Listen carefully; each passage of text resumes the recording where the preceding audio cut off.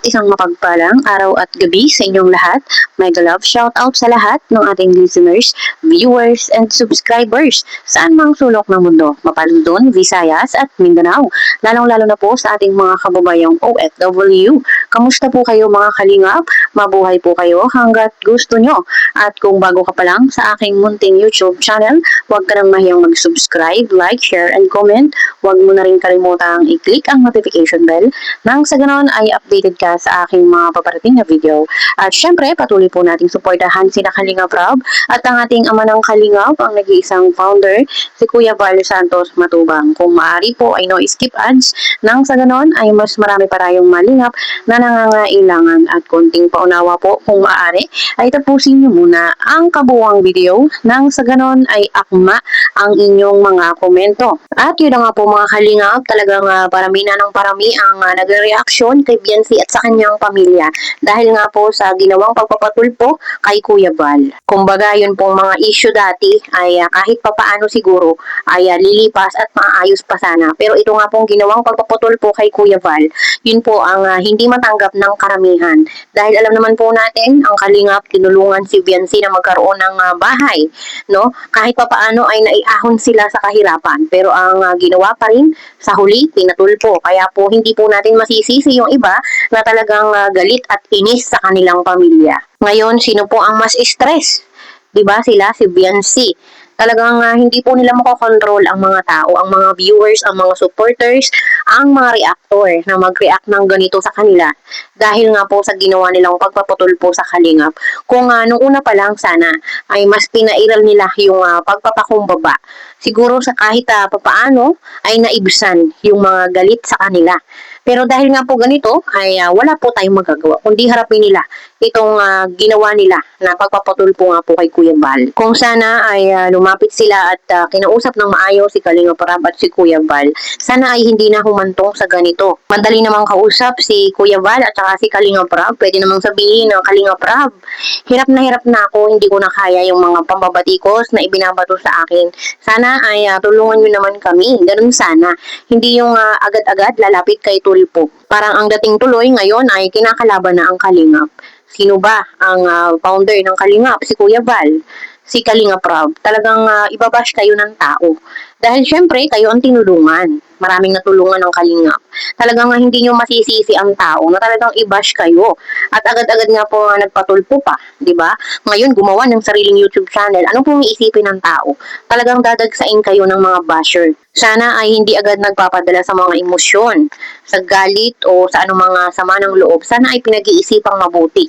Ika nga po ay pag-isipan ng 10 beses bago magdesisyon. Kahit po yung mga kasamahan nila sa Kalingap, talagang hindi maiwasan na magalit or mainis sa kanila.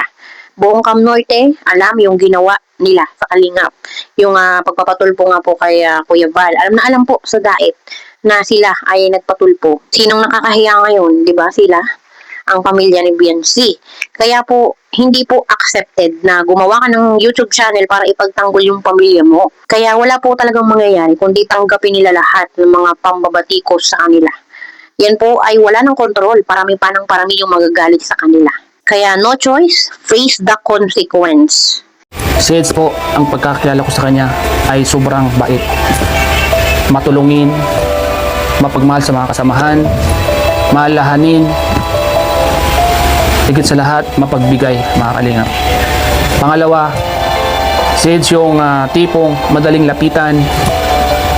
Siya yung taong pag sinabi mo sa kanya is hindi kanya matitiis. Si Eds yung tipong kaibigan mong ipaglalaban mo dahil nasa kanya po ang tunay na mayroong pusong mabuti, mga Kalingap. Siya yung hindi ka dadalhin sa kapahamakan. Siya yung magtuturo sa iyo ng mabuting asal. Minsan siya po yung nagsasabi sa amin na Kuya Starax, huwag natin gawin yan dahil pangit yan. Kuya Starax, huwag tayong mag-create ng bashing dahil hindi maganda yan. Pangatlo, siya yung taong tahimik lang. Ang tanging ginagawa niya lang ay yung kuna nung importante sa buhay niya. Tulad ng pag-scout, minsan mag-isa lang siya. Pag-vlog, bahay, vlogging, kwartan mo makikita yung hindi siya mahilig sa mga happy dito, happy doon. Yun yung isa sa mga ugali ni Ed sa mga kalingap. Kaya sa mga nagsasabi na nag-isip ng kung ano kay Eds, maling-mali po kayo mga kalingap. Maling-mali po kayo. Hindi po si Eds ganun. Kung siya po ay makikilala nyo lang sa personal, baka isipin nyo, sorry Kalingap Edo dahil masama po yung naisip ko sa'yo, which is hindi ka naman po ganun pala. Nakita ko ang totoo mong pagkatao. Pag ikaw po ay nakikita ni Eds, lalo po sa aming mga kasamahan niya, pag alam niya po na medyo kami ay nangungulilat or mababa or naiiwan, yun po yung isa sa mga tinututukan niya. Siya na mismo yung magsasabi sa amin, Kuya Starak, sumama ka sa akin para tumaas yung views mo. Kuya Starak, sumama ka sa akin para kahit papano next month ay kumita ka. Kuya Starak, i-vlog mo ako. Kuya Starak, bibigyan kita ng content. Ganun po si Eds kabait mga kalingap. Kaya sa mga nag-isip sa kanya na masama ang ugali niya, nagkakamali po kayo.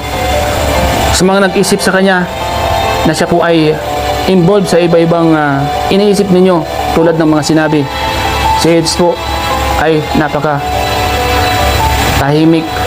Siya yung taong marespito mga kalingap. Yung iniisip mo sa kanya ay hindi niya po yun magagawa dahil isipin niyo po mga kalingap, marespito, magalang, mapagmahal sa magulang, mapagmahal sa kapatid, mapagmahal sa kapwa, matulungin, may pusong mapagpakumbaba, may pusong maawain sa mga mahihirap. Isipin niyo po mga kalingap. Sino po ba ang nakakakilala kay Eds? Comment down below kung ano yung pagkakakilala niyo po kay Eds mga kalingap.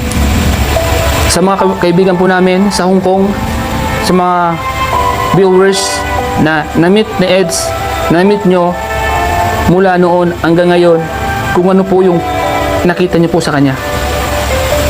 Dahil may mga nababasa po ako, may mga nagko-comment na below the belt. Kayo po yung magpatunay, mag-comment po kayo dyan para mabasa din po nila.